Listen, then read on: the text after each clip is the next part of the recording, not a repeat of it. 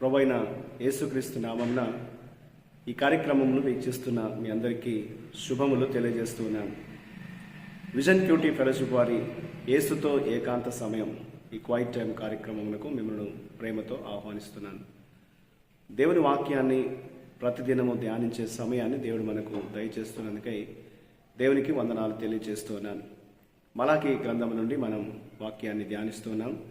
ఈరోజు మన ధ్యానం నిమిత్తమై ఏర్పాటు చేయడం లేఖన భాగము మలాకీ గ్రంథము 3వ అధ్యాయము 13వ వచనం నుండి 4వ అధ్యాయము 6వ వచనం వరకు. ముందుగా ఈ భాగంలో మనం 3వ అధ్యాయము 16వ వచనం నుండి 18వ వచనం వరకు చదువుకుందాం. అప్పుడు యెహోవా యందు భయభక్తులు గలవారు ఒకరితో ఒకరు మాట్లాడుకొనుచుండగా యెహోవా చెవియొగ్గి ఆలకించెను. మరియు యెహోవా యందు భయభక్తులు కలిగి ఆయన నామమును స్మరించుచు ఉండు వారికి జ్ఞాపకార్థముగా ఒక గ్రంథము ఆయన సముఖమునందు వ్రాయబడెను. నేను నియమింపబో దినము రాగా వారు నా వారై నా స్వకీయ సంపాద్యమయుందురు. తండ్రి తన్ను సేవించు కుమారుని కనుకరించున్నట్టు నేను వారిని కనుకరింతునని సైన్యములకు అధిపతి యెహోవా సెలవిచ్చుచున్నాడు. అప్పుడు నీతి గలవారెవరో దుర్మార్గులెవరో దేవుణ్ణి సేవించువారెవరో ఆయనను సేవించని వారెవరో మీరు తిరిగి కనుగొందురు. ఈనాటి లేఖన భాగం ఆధారంగా మనం ఏర్పాటు చేసుకున్న అంశం ఏదనగా ప్రభు యొక్క గొప్ప మరియు భయంకరమైన దినం, the Lord's great and fearful day. నేటి వాక్య భాగం యొక్క సారాంశాన్ని మనం గమనించినట్లయితే యూదా ప్రజలు అసంబంధమైన వాస్తవికతను సహించలేకపోయారు. వారు విశ్వాస జీవితాన్ని విడిచిపెట్టారు. కానీ వారిలో ప్రభువుకు భయపడి ఆయన నామమును గౌరవించి ఆయనకు భయభక్తులు కలిగి జీవించేవారు కూడా ఉన్నారు. దేవుణ్ణి వారు విశ్వాసముతో అనుసరిస్తున్నటువంటి వారుగా ఉన్నారు. దేవుడు చివరి వరకు తన పక్షాన నిలబడే వారిని ఆయన తన అత్యంత విలువైన సంపదగా, తన స్వాస్థ్యముగా, తన పిల్లలుగా ఆయన పరిగణిస్తాడు. తీర్పు యొక్క మండుతున్న రోజున దుష్టులు బూడిదగా మారుతారని, నీతిమంతులు ఈ అన్యాయమైన ప్రపంచంలో వారు పొందిన గాయాలన్నిటి నుండి వారు బాగు చేయబడతారని దేవుడి లేఖనంలో జ్ఞాపకం చేస్తున్నాడు.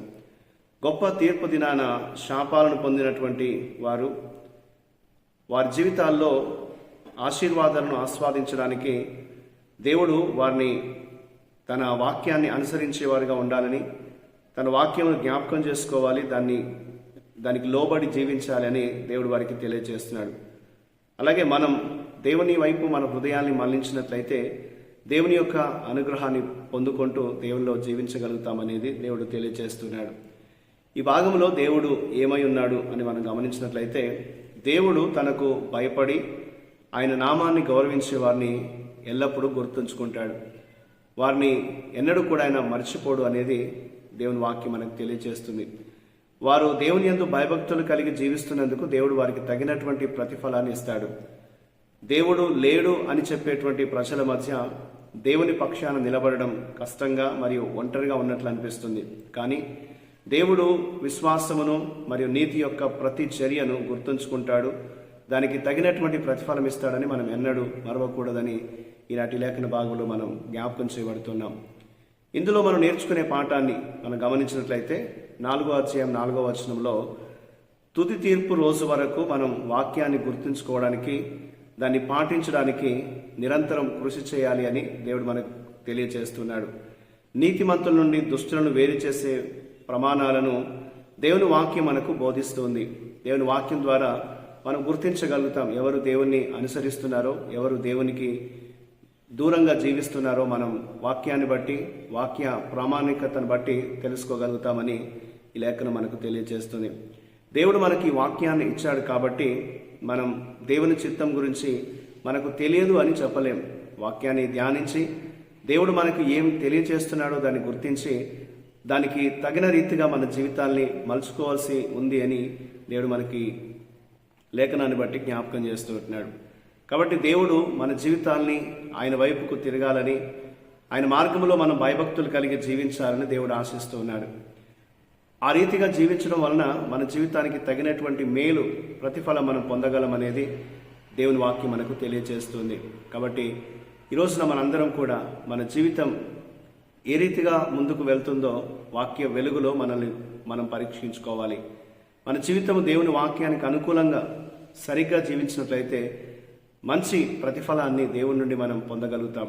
కాబట్టి దేవుని యొక్క అకృపకు పాత్రులుగా మనం జీవించినట్లు వాక్యాన్ని గుర్తుంచుకొని తుది వరకు వాక్యానికి లోబడి జీవించేటువంటి జీవితాలు మనం కొనసాగించాలనేది ఈ లేఖన భాగం మనకు జ్ఞాపకం చేస్తుంది.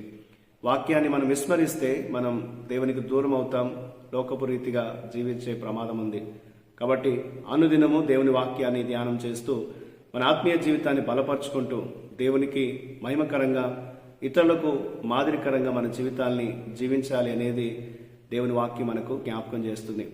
అటు రీతిగా మన జీవితాలు నడిపించబడే కృప దేవుడు మనకి ఇచ్చినట్లు దేవుని సహాయం కోరుతూ మనం ప్రార్థన చేద్దాం. మా ప్రియమైన దేవ, పరలోకపు తండ్రి, మీకు వందనాలు. మీ యొక్క తీర్పు రోజున మీకు ఆమోదయోగ్యమైన జీవితాన్ని గడపడానికి మాకు సహాయం చేయండి.